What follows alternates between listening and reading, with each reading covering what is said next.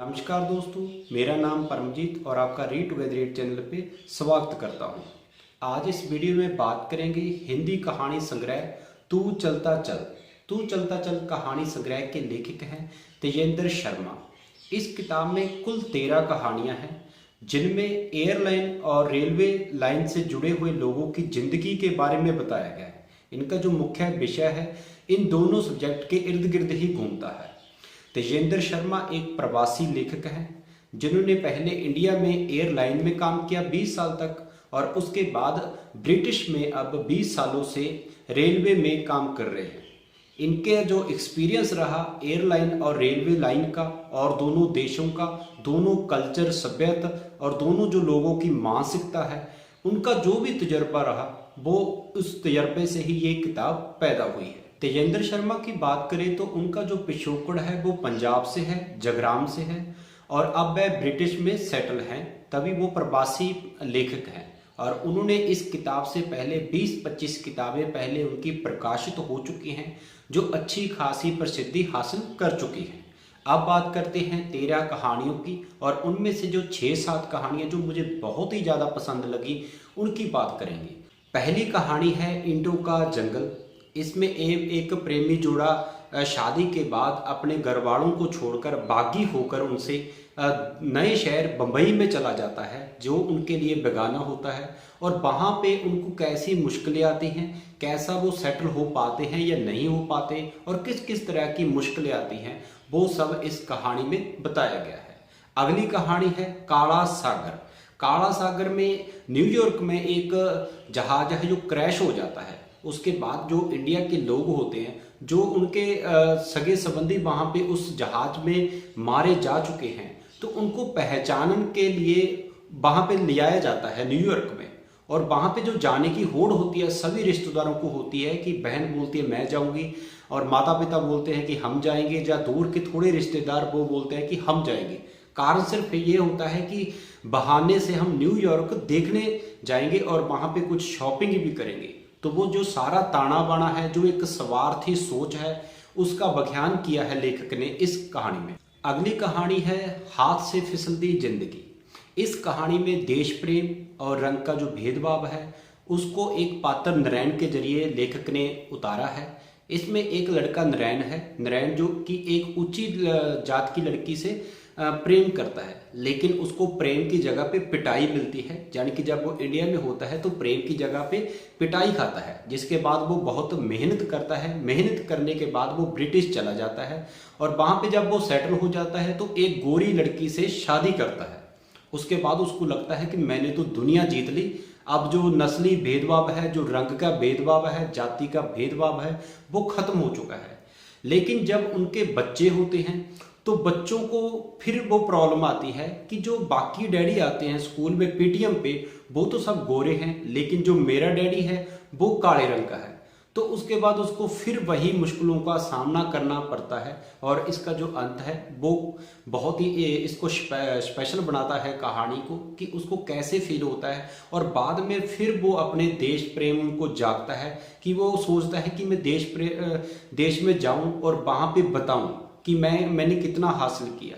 लेकिन वहाँ की जो ज़िंदगी है इतनी आसान नहीं होती। और भी बहुत सारे सवालों के जो जवाब हैं आपको कहानी पढ़ के पता चलेगा। अगली कहानी है दे की कीमत। इस कहानी के माध्यम से लेखक ने विदेशों में जाकर अवैध धंधे करने वालों के जो परिणाम आते हैं उनको बताया है। और साथ में ही जो देह का चुनाव और पैसे का चुनाव, जब ये चुनाव करना पड़ता है तो जो उनकी असमंजस की स्थिति है उसमें काफ़ी रोचकता आती है और काफ़ी संजीदगी आती है, जिसके बाद पाठक सोचने पे विवश हो जाता है कि औरत की जिंदगी क्या है, औरत का घर कौन सा है। तो बहुत सारे सवाल इस कहानी के माध्यम से उठते हैं। अगली कहानी है अंतिम संस्कार का खेल। तो ये कहानी आपको हास्य भी लगेगी, आपको व्यंग भी लगेगा और आपके मन में टीस भी उठेगी, क्योंकि हमारी ऐसी मानसिकता बन चुकी है कि हम स्थिति नहीं देखते, हम ये देखते हैं कि मैं इसके माध्यम से हीरो बन जाऊं।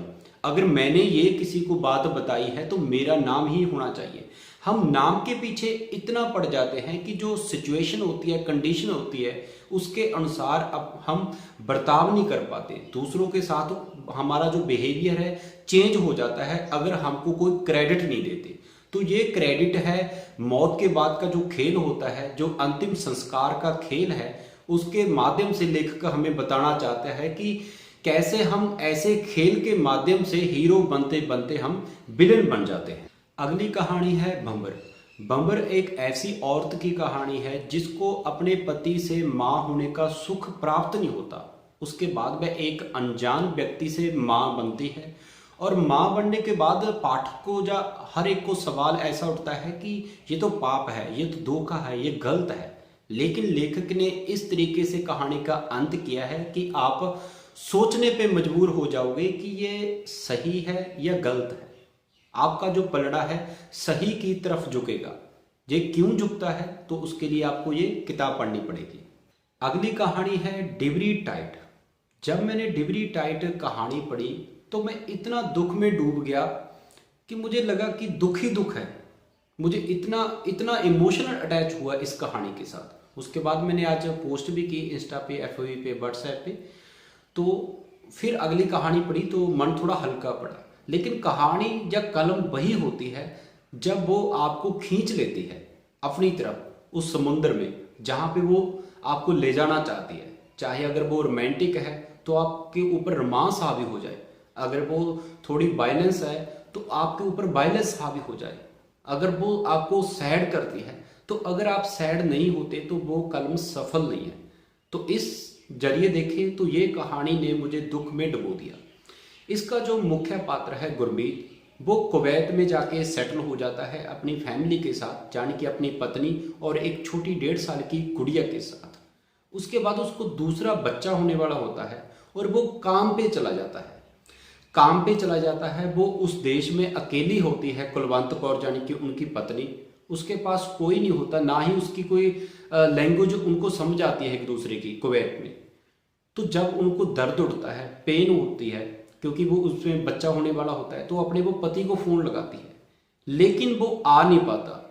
उसके बाद उसके दोस्त को फ़ोन लगाती है, वो भी नहीं आ पाते। तो उनकी क्या मजबूरी थी। उसके बाद क्या हुआ, गुड़िया ने, जो 1.5 साल की गुड़िया ने, अगर उसका हाथ है जो गेट तक पहुंच जाता तो वो क्या कर सकती है और उसने क्या किया और कैसे किया। तो बहुत सारे सवाल हैं, मैं इन सवालों के जवाब यहाँ पे नहीं दूंगा। जैसे कि पिछली कहानियों के बाद मैंने कुछ सवाल छोड़े हैं, उसका रीज़न सिर्फ यही है कि आपका जो रस है किताब पढ़ने का वो ख़त्म ना हो जाए। मैं चाहता तो आपको कहानियाँ बता सकता था कि इनमें क्या क्या है, लेकिन वो 10 मिनट में बताना और आपके लिए समझना, और लेखक की जो कलम है और लेखक की जो मेहनत है, तो उनके लिए ये अन्याय होता, आपके लिए भी अन्याय है।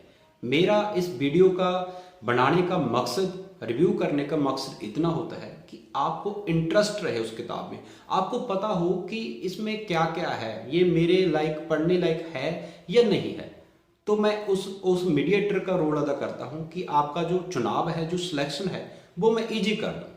तो ये कहानी ने मुझे बहुत ही दुखी किया और समझने पे, विवश करने पे मजबूर कर दिया कि आपका एक फैसला आपको कहाँ तक ले जाता है। छोटी छोटी सी बातें आपकी ज़िंदगी में बहुत ही अहम होती हैं। तो आपको छोटे छोटे जो आपके फैसले होते हैं उन पे आपने पूरा फोकस करके, ध्यान करके फिर ही फैसले लेने चाहिए। लेकिन छोटी सी गड़बड़ी आपको बहुत बड़ी मुश्किल में डाल देती है। ये मैंने मैसेज इस कहानी के माध्यम से सीखा। अगली कहानी है कोख का किराया।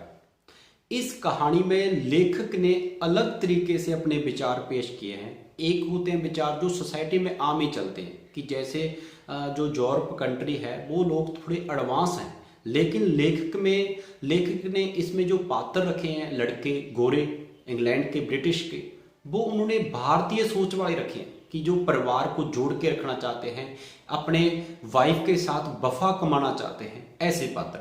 लेकिन दूसरी तरफ ऐसी लड़कियां रखी हैं जो भारतीय मूल की हैं और लेकिन उनके मम्मी डैडी वहाँ पे हैं और वहीं पे वो पैदा हुई हैं, उनकी जो सोच है वहाँ की भी है और थोड़ी बहुत भारतीय भी है।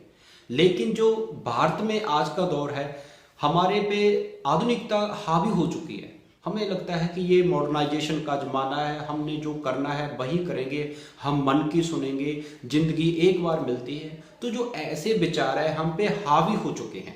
मैं ये नहीं कहता कि ऐसे विचार नहीं होने चाहिए, पर एक बैलेंस होना चाहिए लाइफ में। ऐसा ना हो कि आपकी जो आधुनिकता है वो आपकी लाइफ को बिल्कुल बर्बाद कर दे।